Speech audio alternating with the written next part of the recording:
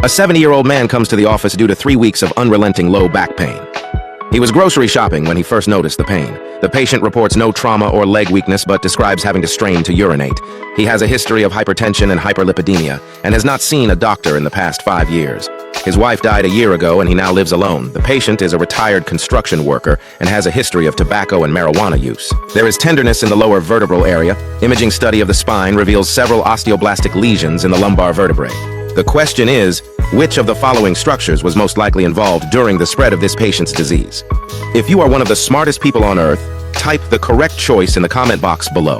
A. Azygos veins. B. Internal iliac lymph nodes. C. Pampaniform plexus. D. Para-aortic lymph nodes. E. Prostatic venous plexus. F. Vertebral artery. I am guessing you did not get the answer right. The correct choice is E, which is prostatic venous plexus. This elderly man with new back pain, urinary symptoms, and osteoblastic lesions in the lumbar spine likely has prostate cancer with metastases to the bone.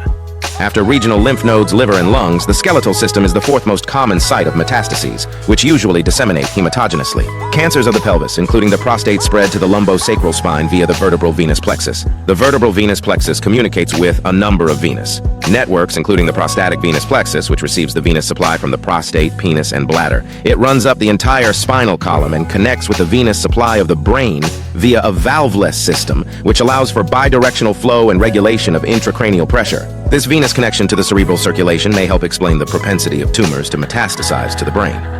Now let's see why you were wrong. Choices A and F. The vertebral venous plexus also communicates with the azygos vein in the chest, which explains in part why breast and lung cancers frequently metastasize to the thoracic spine. Similarly, due to pulmonary venous drainage into the left side of the heart, lung tumors often spread systemically via the arterial system. Choices B and D. Although lymph nodes are the most common sites of metastasis in general, lymphatic spread to the skeletal system is very rare. Choice C. The pampaniform plexus receives venous drainage from the testis, epididymis, and ductus deferens and drains into the testicular veins.